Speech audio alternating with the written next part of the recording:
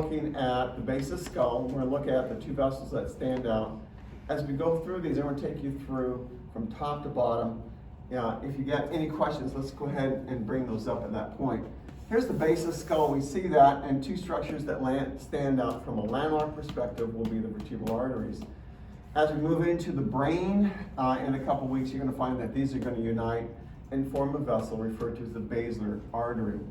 Here we already have some blushing of contrast media in the soft tissue neck, which will indicate that two vessels we'll see at this point, namely the internal jugular vein, and not quite there yet, will pick up the internal carotid artery. Those two vessels will stand out at the base of the skull. Here we have a little hint of what we call styloid processes. Unfortunately, they're going to have the same attenuation as would-be contrast-filled vessels, and they can provide confusing artifact, at least from our perspective. Here we're already getting into C1 over here, the anterior arch of C1. Keep in mind that the largest vessels in the neck are going to be internal jugular. Directly anterior to them is going to be found the internal carotid arteries. Here's a landmark to be aware of. It shows what we defined last time as a mixed attenuation signal. That's characteristic of glandular tissue, so this would be the parotid glands. And within them, you're already getting a little blush of contrast media, which is referred to from an academic standpoint as the retromandibular vein. It's going to drain blood from the facial area, the scalp, places like that. But from our standpoint, it's going to manifest as the external jugular vein. So you see it early on, and it's kind of hugging the medial aspect of the parotid glands. So kind of keep that in mind as you go through it. Again, some of these images aren't the best. I apologize for that, but they show the best contrast media. As before, internal jugular vein, the internal carotid artery, early signs of another landmark, and we'll see it develop over time, which is the sternocleidomastoid muscle, or SCM. Keep in mind that's going to define what we call the medial compartment, separated from what we're going to refer to as the lateral compartment in the soft tissue neck. A little bit more of that mixed attenuation in the parotid gland, and a little bit more, not quite there, but external jugular vein. As we work our way down, we see that for the first time what we refer to as the carotid triad. Please remember that the carotid triad is an imaging term not found in A&P books, but basically it's an area of the neck which is going to be confined by a sheath called the carotid sheath. And for imaging people, we call that the carotid triad. And what you see over here that's boxed out for you would be internal jugular vein, very large, easy to pick up. Then internal carotid would be smaller in diameter, but certainly anterior to it, the internal jugular. And then the external carotid artery is going to show up. It's going to somewhat swing from a lateral position out toward a little bit more medial. And that's because it's picking up blood from the facial area, actually delivering blood rather to the facial bone area, and it will show up as somewhat lateral, and then as we work our way down the neck, it'll begin to move medial. Here, the same triad with an outlier, which basically would be the superior thyroid artery. We don't use it so much for a landmark because it's a hit and miss type of artery. It will eventually drop its blood, as you see over here, into the external carotid artery. Here we go, medial compartment, internal jugular vein, internal carotid artery, external carotid artery, SCM right over here. And then showing up now, this one's kind of boxed off.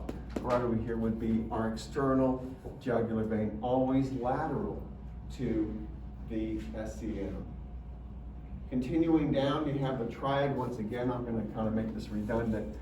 You have some small vessels coming in, probably a vein at this point. We're not going to worry about it. We'll define that as a UBO. Internal jugular vein, internal carotid artery, external carotid artery, ditto, and these are labeled for you. SCM as a standing landmark. Over here is going to be the external jugular vein. We'll get into these guys next week. Not as well defined as with the parotid glands, but right below the body of the mandible, you're going to have submandibular vein, submandibular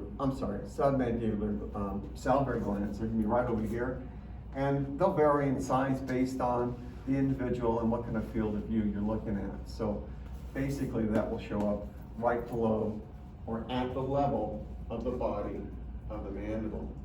Here we go, we have some transition. And again, transition indicates change. For you, it should signal something new is coming around. Here, we still have carotid triad. Internal jugular, internal carotid, external carotid artery, internal jugular vein. So I don't lose sight of it. Over here is going to be my external jugular veins over here. But over here we see transition, and that is going to indicate to us that something's going to happen as we work our way from top to bottom. And what that's going to be is the formation of the carotid sinus. Some textbooks call it the carotid body. So again, look for transition, which will be your signal something's changing. Yet on the patient's right side, we still have the independent internal jugular, internal carotid, external carotid arteries. Here we have, on this side, this arrow should go here, I apologize for that. I haven't changed it yet. Here's internal jugular vein, now carotid sinus. There's no wall that shows that bifurcation. And again, the difference between it and common carotid, which would be the next level down, is the size of the diameter. Here it's relatively large. You'll see it be reduced as we work our next level down, which will indicate we reached the level of the common carotid artery. Here are the three right through here. As always, whether it's the soft tissue neck or other portions of the body, you're going to have some transition of structures. In this case, that's going to mimic a vessel. And we'll get into this as we move into larynx, which will be today. But there's a bony structure that is seen at this level, which is the hyoid bone. And what you're picking up is some partial voluming as it kind of begins to show up from that standpoint. Here is SCM, always swinging as we work our way down from superior to inferior, a little bit more anterior. But here's external jugular vein, and then here is, we don't see so much on the patient's left side, would be anterior jugular vein. Keep in mind of the following. This is important from a imaging standpoint, also a testing perspective as well. And that is the internal jugular and external jugular veins never unite. Never have I seen them in all the cases I've imaged or I've seen in the literature, but the anterior jugular vein and the external jugular vein always unite. Rarely does it not from that standpoint. So you're going to see a transition where these two move closer together as you get near the area of C7, T1, and they'll eventually unite right before they go into what we refer to as the subclavian vein. Okay, questions on that? Okay, again, independent, internal carotid, external carotid artery. Keep in your mind's eye how the diameter changes on the carotid sinus on the patient's left. Here it's now got reduced in size, and you've witnessed that transition. Taking you around the horn, internal jugular vein, transition, because you see that little septal wall right over here. SEM, what's left of the submandibular glands. External jugular vein, anterior jugular vein. We don't see it on this side, but we do pick up a external jugular vein, which will vary in diameter because of the point that we capture it during the phase of either systolic or diastolic movement. Okay. Also, again, we'll talk about this under the larynx. You start to see better development or visibility of the hyoid bone. And we're going to give you some tips on how to distinguish it from thyroid cartilage. Look how nice and round that is. For those that forget, the hyoid bone is going to serve as an attachment for the base of the tongue. There's going to be some muscles that move it up and down as we speak or swallow, whatever the case may be.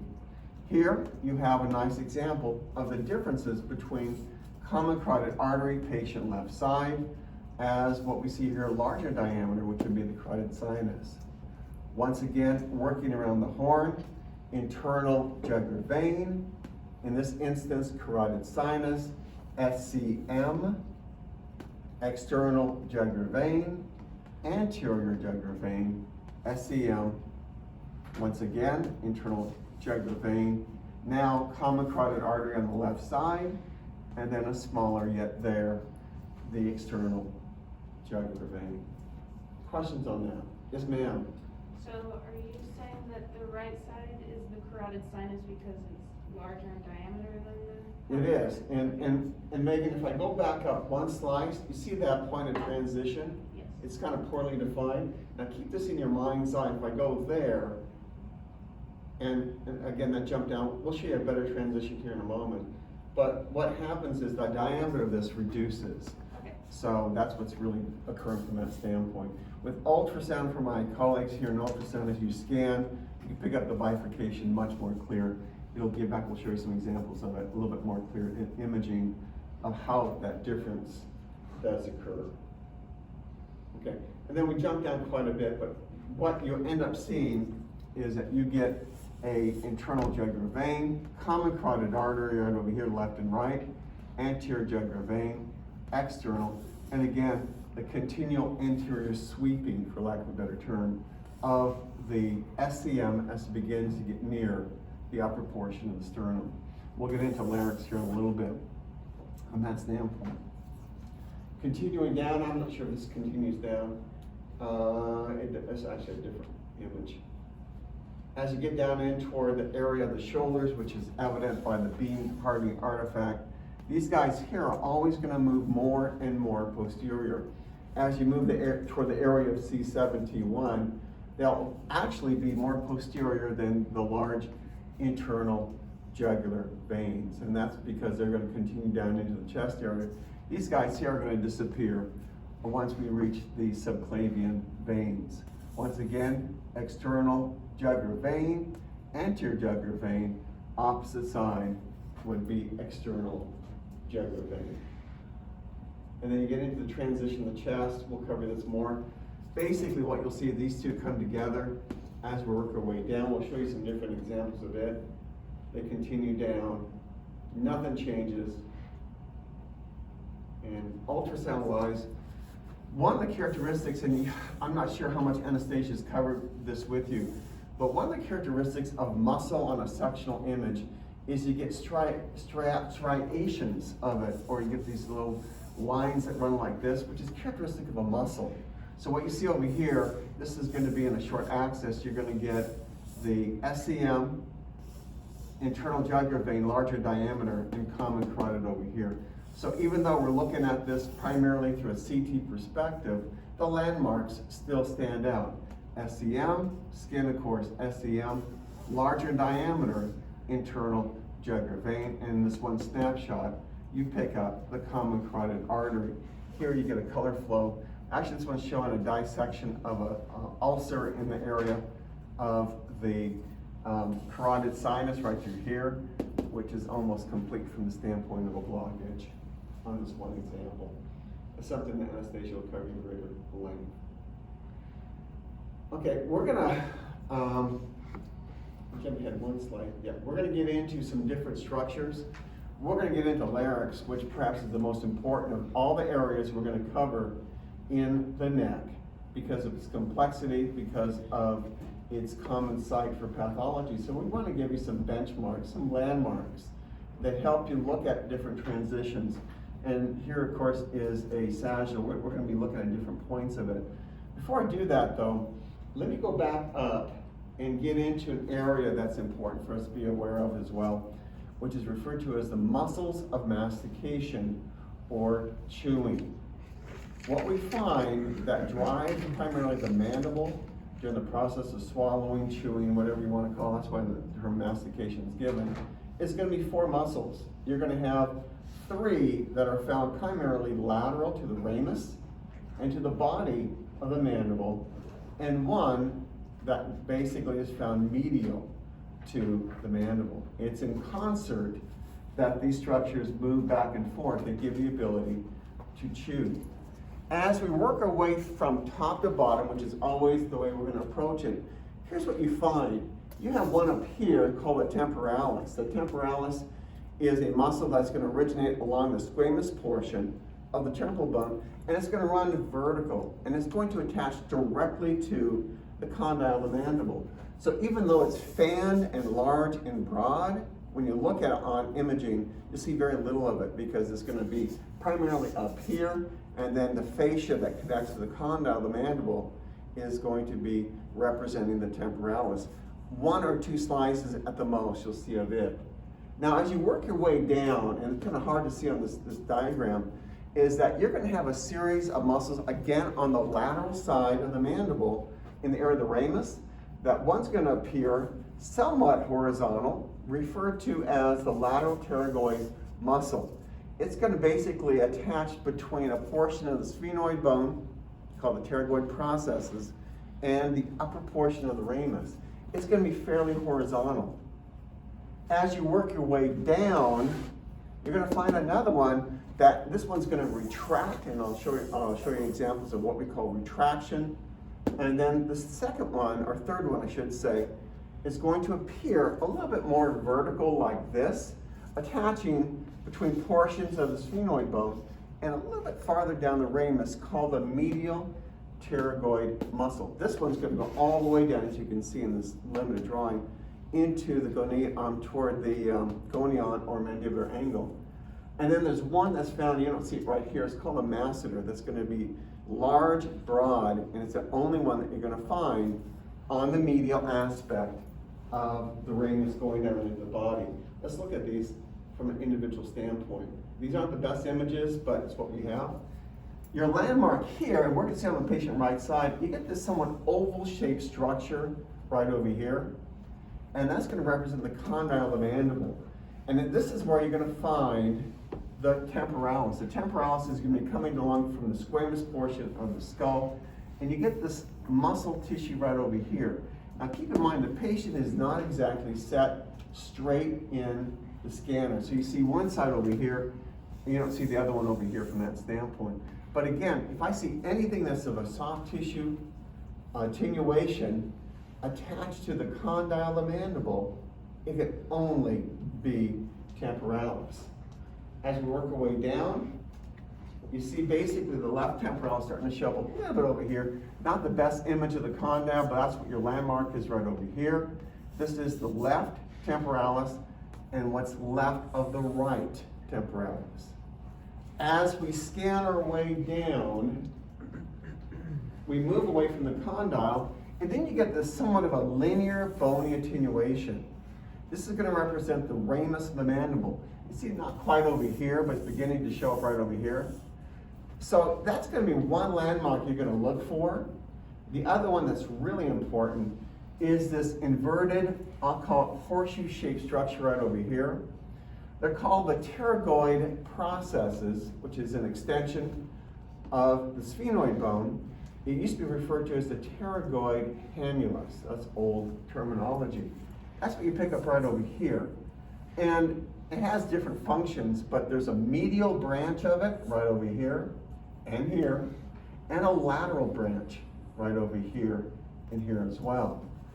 A point of origin for the next group of muscles, which would be the lateral pterygoid muscle, is between the lateral process over here and the ramus of the mandible. So what we've done is we transition away or outside as we work our way down from temporalis, and now we're picking up lateral pterygoid muscles, both patient left and patient right. Again, they're going to be found on the medial aspect of the ramus. Here's some other muscles coming in. Let me go down one more level before we define those for you. Once again, slice down because these are going to run a little bit more up and down. Lateral pterygoid muscle, patient right, patient left. And then what's going to show up over here is the only muscle found on the outer portion or lateral aspect of the ramus, which would be the masseter. Masseter is going to be a singular muscle that's going to help with the chewing process of the mandible itself. Here again, lateral pterygoid, early transition of masseter.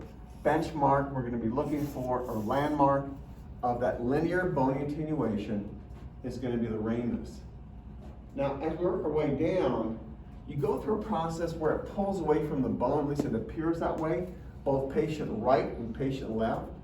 We sometimes call this retraction. Well, that really is not what's happening. What we're basically doing is we scan our way down the neck is that we begin to get that portion of the muscle outside of our field of view. So it looks like it's pulling away from the bone, and some imagers will call that retraction. But look what happens as we go our way down. We go down one more slice, and I'll always take you from top to bottom. Now it's re-expanding. What you're picking up is a transition between the lateral to the medial pterygoid muscle. So that retraction becomes a benchmark, an imaging sign that tells you that we've gone from lateral to medial pterygoid. Again, temporalis is going to be very vertical, but it will attach to the condyle itself. Then you have the lateral pterygoid muscle. As you work your way down the neck, now we transition into the medial pterygoid muscle. Here on the outside is the masseter muscle. No transition involving that one. And then the good news is this, it stays and remains medial pterygoid muscle all the way down to the body of the mandible. And of course, there's a little bit of submandibular gland over here, which we'll talk about later on, but then it soon disappears as we get into the body. So really, it's not that complex. If you go back to the top, if I may, let me walk you through it one more time. Here we start off with right temporalis. Again, the landmark we're looking for is the condyle of the mandible. Not quite there on the left side. Bilateral, temporalis. Again, the condyle becomes the key landmark to identify. What comes up next as we work our way from top to bottom is going to be the pterygoid processes or hamulus. The first muscle we pick up, again, as we work our way below the temporalis, will be the lateral pterygoid muscle. It's going to be between two bony landmarks, that being the lateral pterygoid process, as well as the vertical appearance of the ramus, excuse me, of the mandible. Working our way down, it's still there, but not quite. Going through a process of what we define as retraction, continuing down. It re-expands. Now we transition from lateral pterygoid to medial pterygoid muscle, and then it's going to remain that way. On the outside will always be, if you see anything on the outer portion or lateral aspect of the ramus, it'll be masseter. Questions on that?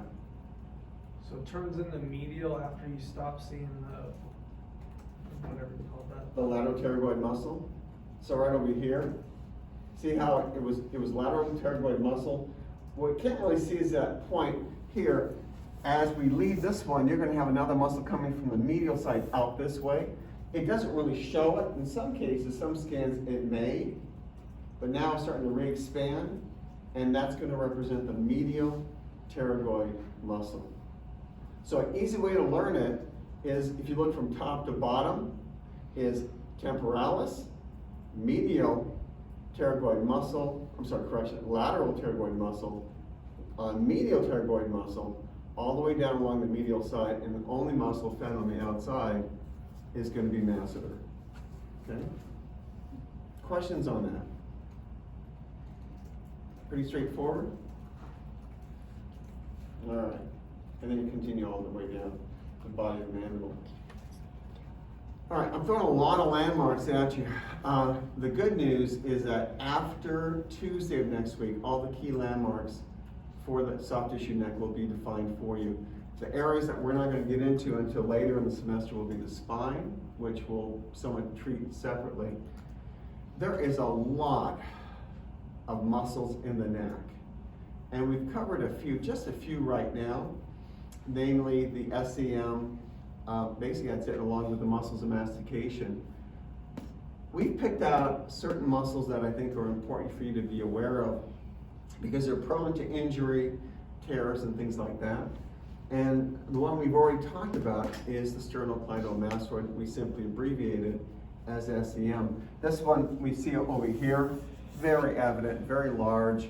Again, as you work from top to bottom, which will always be our perspective, it's going to start off posterior, where it attaches into the occipital portion, temporal portion of the skull, and then it works obliquely and moves more and more anterior as it gets near its point of insertion of the mandible. The trapezius, which is not really well seen on this one, I'll show you, is a large, like almost like a pyramid-shaped muscle that will go along the back. It will be forming the upper portion of the back. It's gonna come up, be somewhat convergent, and then attach to the area of the back of the skull. It's a large muscle, it's fanned, it's bilateral, very easy to pick out. There's another set of muscles that will run continuous from top to bottom of the cervical spine all the way down to the sacrum, that's made up of 3 separate muscle groups on either side of the spinous processes.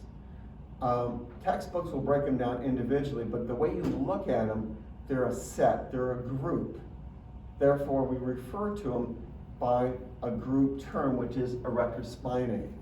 It is basically 3 muscles that are found along the posterior portion of the spine on either side of the spinous processes, and they're pretty evident from that standpoint, help with flexion and extension.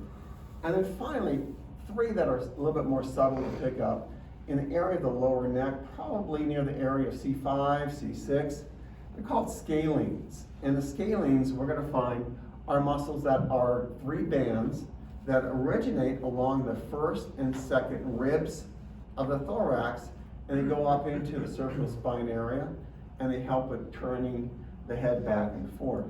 The reason that these are important is that some patients who undergo trauma to the neck area, let's say a car accident or a fall, sometimes they find that there's tears along those scalenes that prevents them from rotating the skull without a lot of discomfort from that standpoint. So we're going to focus on these muscles themselves in addition to the muscles of mastication.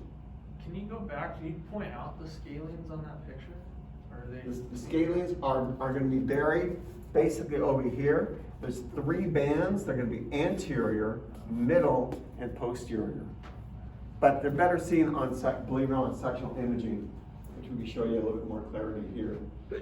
All right, I've labeled some muscles for you. There's one over here that I kind of avoid, but I should mention it anyway. It's a group of 3 muscles, but the most dominant of the 3 is called the sternohyoid muscle. I had some students tell me that when I took the boards, it was on the registry, so I kind of threw it in there. But there is a muscle that, even though it's adjacent to the thyroid cartilage, actually it's going to attach to the hyoid bone. The ability to move the tongue back and forth, up and down, to swallow, speak, things like that, in part is by the hyoid bone depressing and then elevating, that moves the base of the tongue. So I just want to make reference to it from that standpoint. So, and again, you're going to find in most textbooks, they're going to refer to it by a series of different names. The one that's most common is sternohyoid bone. SCM, you can see basically is quite anterior, which tells us that we're in the lower portion of the neck area. The trapezius right over here, again, large, broad muscles found along the posterior portion of the back, eventually inserting near the area of the occipital bone, are going to be running in these paired directions like this and like this. These on either side of the spinous processes are going to be the erector spinae. You'll see them throughout the whole spine. In fact, they'll get to a point of being redundant. But if you look carefully, there's some fascia that appears among these, which indicates the 3 muscles that are coming together to form that one muscle bundle. So we just treat these as one unit, which would be the erector spinae. The harder to see are these right over here, and you're going to pick them up near the area of C6, C7-ish. And these are going to be called the scalenes. Oftentimes, because they're so tightly bound together, you have a hard time separating the 3. So you see one over here, and here's a little fascia that separates the others right over here. So when you look at the neck, and there's a couple others we'll get into, like the levator scapulae, but basically you have this extra one that I'm throwing in, which is the sternohyoid. SCMs, very evident, very commonly seen in the area of the neck. We have the traps that'll get large as we work our way down into the back area, into the chest area. These are combinations of 3 muscles that we're going to call by the collective term erector spinae. And then you have some small ones over here that are going to be referred to as the scalenes. Questions on those?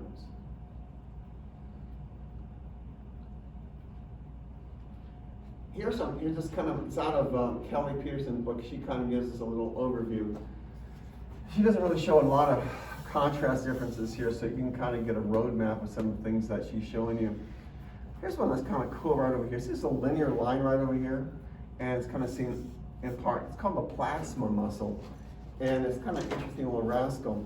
It will originate along what we call the fascia of the pectoralis, major muscle, and the deltoids. And it runs up and will basically attach to the skin of the outer portion of the mouth. And what it does, this is kind of worthless information, trivia, you can share it with somebody, is that when you frown, which I can't see right now because your mask is on, when you frown, the plasma pulls down on the outer portion of the skin, and it basically is going to be a process whenever you frown, turn your face downward, that all these muscles in the area of the chest have to be activated to pull this portion of the mouth into a frown. Whereas when you smile, you have a lot of facial muscles, but the action itself is shorter, quicker, faster, easier. So I'm not sure if your mother ever told you this, that it's harder to frown than it is to smile. You heard that before? Mm-hmm. Right? It's anatomically correct. Yes, it's harder to activate the plasma muscle than it would be the facial muscles around the area of the mouth. So that's what this little guy right here is. Kind of cool little guy. Anyway, that's just, you chalk that one up to worthless trivia from that standpoint. Okay? We'll be looking at the muscles in greater detail as we work our way down. The larynx, and I'm going to try to cover that today as much as I can. I'm going to cover it from a top to bottom perspective. Here's a sagittal MR of the area, but what we're going to find is the larynx perhaps is the most complex of anything that we will cover in the neck. Yet we hope, what I hope, is I can break it down for you in a manner where it kind of follows sense. As always, I'm going to follow it from top to bottom. So we're going to find that when we get into larynx, we have to start off with the pharynx, which is going to be a region common for both air, food, and fluid, hopefully not up your nose. You're going to see right over here is the nasopharynx. Just want to kind of give you an idea where that's going to be. You have the hard palate over here. Here's the oral pharynx right over here. And then the pharynx itself becomes common. We'll talk about a little landmark called the uvula that pops up. And then that will stay all the way down until we get to the point of the epiglottis. That's not quite showing right over here. It basically is going to be a small gate that allows the passage of air into the larynx and eventually into the trachea and prevents food and fluid from entering. Those who have gone through basic imaging know that from that standpoint. So from this area down here, from the epiglottis all the way down till we get to the area of the trachea is how we're going to define larynx. And the larynx is really important for various reasons. Certainly it's for the passage of air to the lungs. It also produces voice. And we're going to talk about the vocal cords. We'll distinguish between the true vocal cords and what was at one time called false vocal cords. Now we refer to as vestibular folds. Again, we'll always give you the most current terminology from the Gray's Anatomy for your boards. Hyoid bone seen over here. Thyroid cartilage is going to be right about here. There's another counterpart to it, posterior. So let's kind of move into larynx. Questions on mastication, vessels, any of that? Okay. The good news is this, that we're going to have some practice, mostly practice images that we'll be looking at.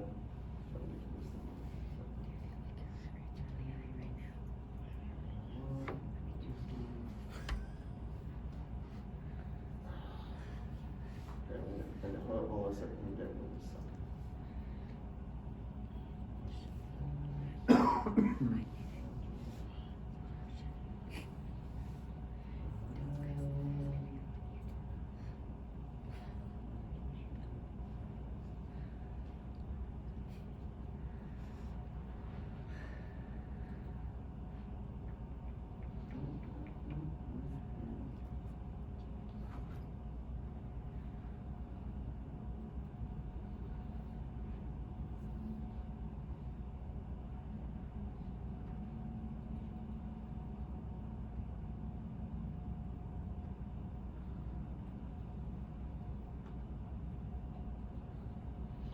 Okay, let me come up this way. Again, this one's a combination of some of the stuff we've already covered.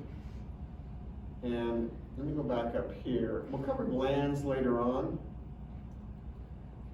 Go farther up. This one is under muscles and larynx. Right through here. Let me focus on the larynx right now. We'll come back to the muscles here in a moment. Or on Tuesday. And my slides aren't going to play well. Bear with me as I cut through this real quick. Alright, let me go back one. As I mentioned before, we're going to start from top to bottom, and we'll get into the pharynx itself. And then the point or the gateway into the larynx will always be the epiglottis. Again, that is a single cartilaginous structure that will mark the beginning of the larynx. And then from this point down, we're going to be hitting certain landmarks. We'll be hitting cartilages, we'll be hitting the larynx itself, and eventually we'll get into a point where we call it the subglottic trachea. From a top to bottom perspective, what you have over here, and again, I'm going to focus on larynx rather than muscles for now, is that here is the maxilla, here is the ramus, the mandible, which gives you an indication of how high we are. We're going to start with the nasopharynx. And again, you're near the area of C1-ish, C2 from that standpoint. As you work your way down, what you can get is a combination, because what happens is what we saw on the sagittal image is that you start from the top and you pick up a portion of the nasopharynx and eventually get into a smaller portion of the oropharynx. These are labeled for you. So what you end up with is certain mucosal folds within the nasopharynx right over here.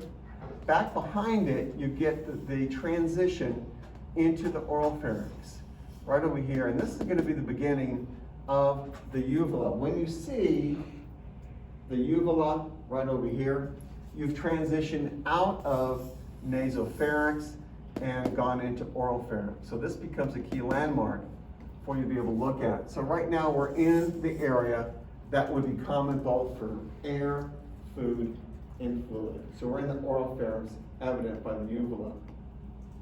Here, all this basically is the oropharynx. You get a little bit of the tongue right through here. You get kind of a gaping area through here. But again, it will remain pharynx until we get down to the epiglottis.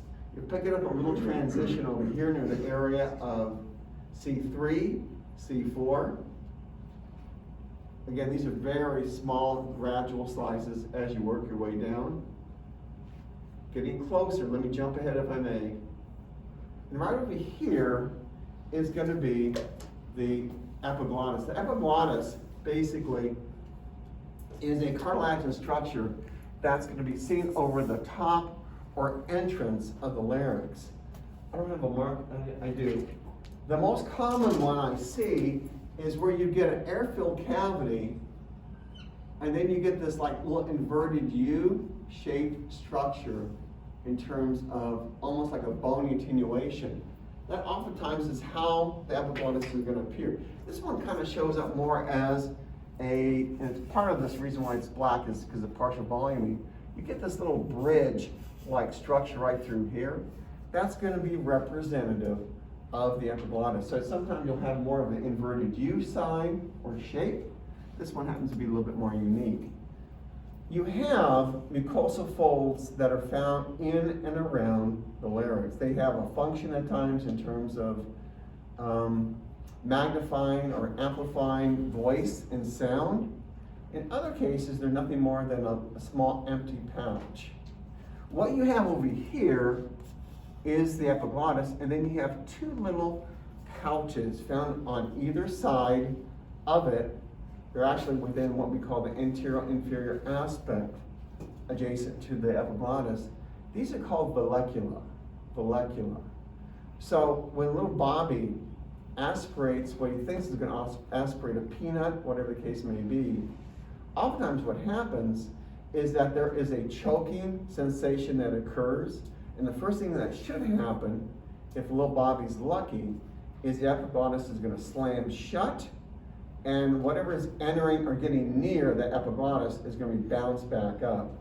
In many cases, what happens, smaller foreign bodies will be pushed aside into the vallecula. So the vallecula sometimes is an area of collection for foreign bodies, for material, whatever, that someone is prevented from entering the larynx or airway. So this area becomes important. There's been cases where adults, for that matter, have aspirated things like straight pins because they might be doing sewing or they're seamstress, whatever the case may be.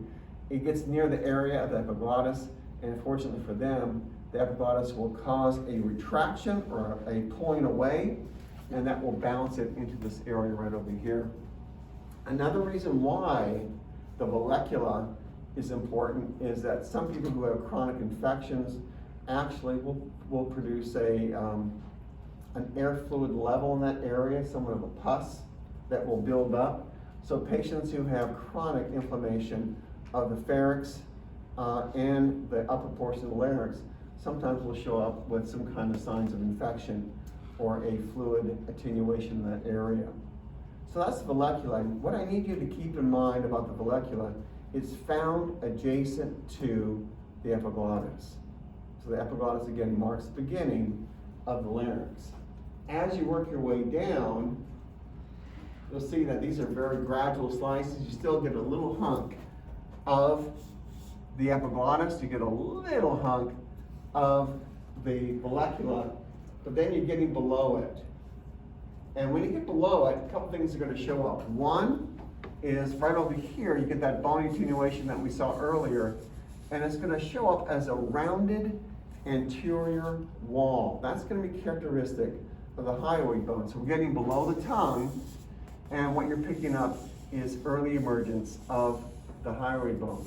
These areas right through here are those mucosal folds that we talked about. They're going to vary both in shape, both by the individual, and the point of either phonation or breathing that's going to move these back and forth. So these mucosal folds are simply referred to as laryngeal folds. They'll vary in terms of shape, size, and dimension. So kind of a generic type of structure. As you work your way down, what happens is this. First of all, look at the rounded wall of the hyoid bone. That's an important feature to keep in mind as you compare it between it and the thyroid cartilage. The thyroid cartilage will be found farther inferior, number one. Number two, it's going to have a sharper angle to the anterior wall, whereas the hyoid bone always has a little bit more of a gentle, rounded anterior appearance about it. Keep in mind, we're below the epiglottis, and now we're getting two more pouches that are beginning to transition in. These are called pyriform, P-Y-R-I-F-O-R-M, sometimes P-I-R-I form. Recesses are what was referred to as sinuses. So you have two large cavities that appear right below the epiglottis. They are not to be confused with the vallecula. These also have a function of amplification of sound. They provide that cavity effect. But also patients who develop bleeds, who develop abscesses, who develop infections, sometimes will show up as this area incredibly inflamed. There might even be fluid levels in that area. Early anatomists found that individuals who had chronic laryngitis, things like that, found these areas to be inflamed. Therefore, they referred to as pyro or pyra. In this case, pyriform sinuses. So that's where the origin of the term came out. So keep in mind as you look at them, they're well-developed cavities. Again, they have a function, they have a purpose. More importantly, not to be confused with the vallecula, the below the epiglottis. So these are pyriform sinuses or recesses. As you work your way down, a couple things appear. First of all, let me jump back up here. Rounded anterior wall, pyriform sinuses. This is important to keep in mind. As you work your way further inferior, you get a sharper angle right over here and here, characteristic of thyroid cartilage. So the thyroid cartilage is going to have a sharp angle to it, whereas above it, the hyoid bone is going to have a more of a rounded anterior appearance about it. There's another cartilage that actually wraps around, but we're going to see it somewhat posterior. It's called the cricoid cartilage. There are 9 paired and unpaired cartilages that make up the larynx. In fact, the majority of it is cartilage. That's why it's so prone to fracture in car accidents or falls or whatever the case may be, is that there's very little bone that makes up the larynx. So you get these little guys right through here, they're all cartilage. That's why they somewhat show vague. And this guy back over here, we'll see it better here in a moment. So that's going to be posterior to what we call the larynx. That's where we see, to the best degree, cricoid cartilage. So from our standpoint of learning, anterior, thyroid cartilage, posterior, cricoid cartilage. And then these areas that are somewhat vague right through here, early anatomists would call these vocal cords because they felt that they would produce the sound of speech, things like that, but they were wrong. Because what they found is that there was another set of cords farther inferior that were much more durable and would vibrate that would help produce the process of phonation or sound. Therefore, they called these later on false vocal cords. The new term for them now is vestibular folds. So a couple things to keep in mind. The vestibular folds are going to be above the true vocal cords. That's a set landmark thing to be aware of. And number 2, on imaging, regardless of the system you're using, these are CT images, they are poorly defined in terms of their margins or the walls as compared to the true vocal cords. So here we have, take you around the horn, thyroid cartilage, cricoid cartilage, vestibular folds, and this is simply the space within the larynx itself, which we'll actually call a different term as we get down. Keep this in mind as we work our way down. This is referred to as the true larynx level. Notice this. Look how sharp these margins are. These are bands. When you look at a cadaver, I'm not sure we'll be able to see it on a trip. I had to ask you about that too. When you look at a cadaver section of the larynx, whereas the vestibular folds are kind of fatty and mucosal tissue, these babies here are like tight white bands, and they're designed to vibrate to produce sound. That's what these are representing right here. They have clean, sharp margins. They are going to be surrounded by 2 prominent cartilages, namely thyroid cartilage with that peaked, sharp angle of the interior wall. Posterior is going to be cricoid cartilage, and then we'll get into another one called the arytenoids down here. What you have then is the true vocal cords, and right between them is a space, sometimes nothing more than a slit based on the point that you capture the imaging of that region of the larynx called the rima glottis. The rima glottis is defined nothing more than the space or slit between the true vocal cords. And that becomes an important landmark because basically if you have paralysis of one vocal cord compared to another, perhaps because of stroke, you guys do a lot of stroke patients, what happens is this, is that one side is going to be somewhat paralyzed, or it's going to be somewhat encroaching the rima glottis right over here compared to the other side that may be functioning. So you look at both the vocal cords from the standpoint of their integrity, their appearance, their sharpness, for lack of a better term, but also you look for the space between them, referred to as the rima glottis. Questions on that? Of all the levels that we talked about, all are important, but of all the parts that we're going to look at that carry a lot of importance and meaning, it's the true larynx that you should really be aware of, because that's an area of key importance. Here's just a different perspective, a different set of images. We'll get into muscles, we'll get into these guys on Tuesday next week. I'm going to call these guys out. They're not really sharp. Here's one over here and one over here. There's another small triangular pyramid-shaped cartilages that are found adjacent to the area of the thyroid cartilage. These are called the arytenoid cartilages. And once again, I hadn't taught them in the past classes, but they showed up on the boards, and some of the students called me and said, hey, what are the arytenoid cartilages? So I'm going to give those to you as somewhat of a bonus. They call me arytenoid cartilages, as seen here on white. Okay? The landmarks remain the same, though.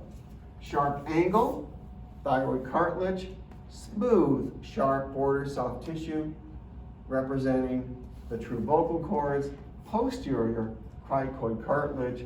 Space between them is going to be the rim of glottis, and then a little bit of the sternal-hyoid muscle right through here. Okay, we'll get into other muscles as we come back on Tuesday. Let's talk about the final transition to be aware of. From a standpoint of major benchmarks that we hit as we went from top to bottom, keep in mind the epiglottis became the first area that told us we're into the larynx.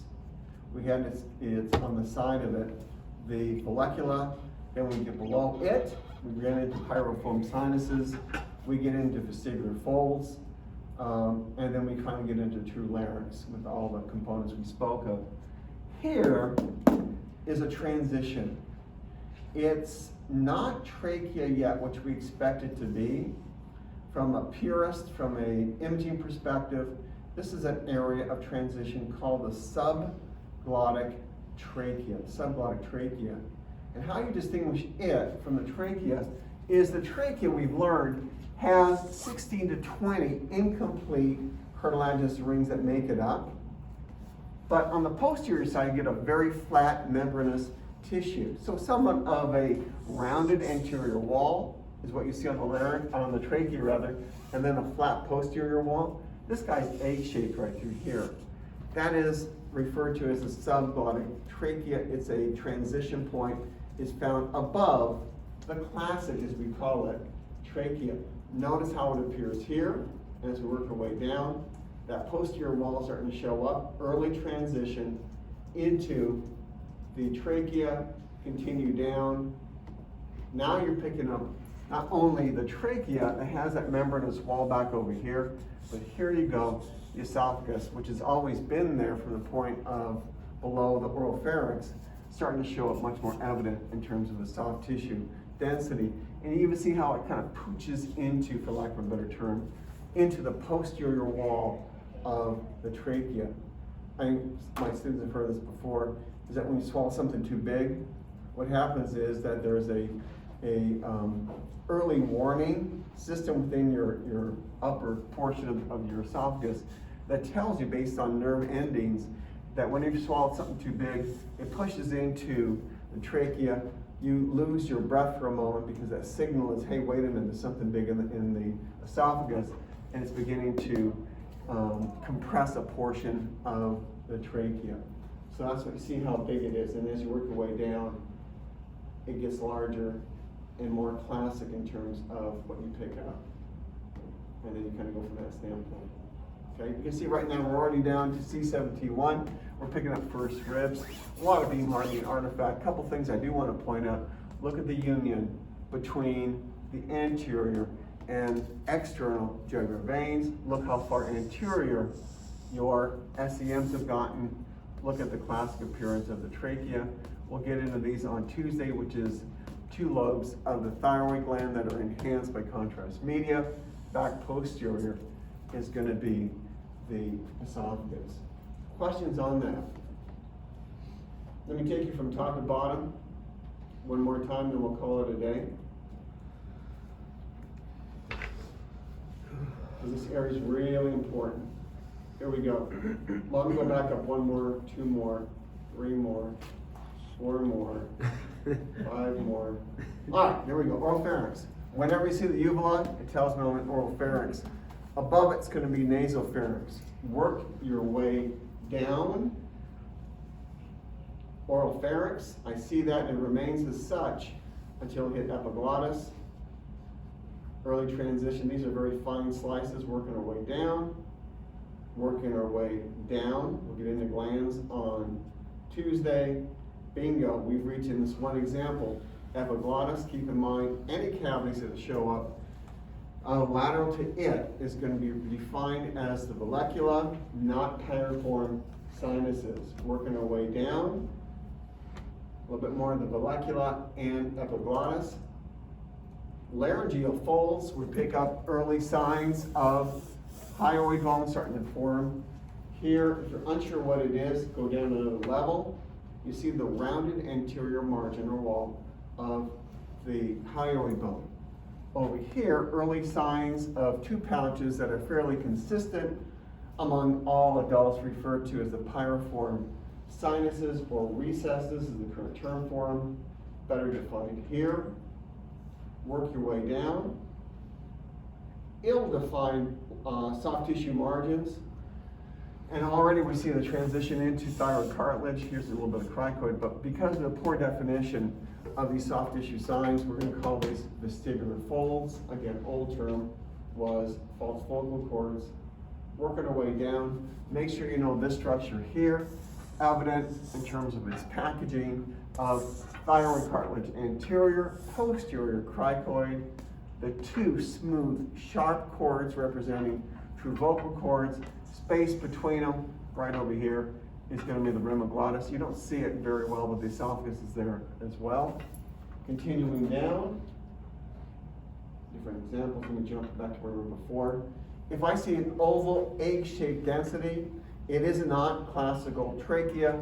We're going to refer to it as the subglottic trachea until it begins to show that flattened posterior wall. Here would be an example of trachea, esophagus, and then we'll get a little bit more into thyroid glands. Questions on that? Okay. So my strategy right now has been giving you components. We talked about vascular. We talked about muscles of mastication. I'll get better definition of the muscles that you need to be aware of and examples of them. And now we've covered larynx. So I give you these components.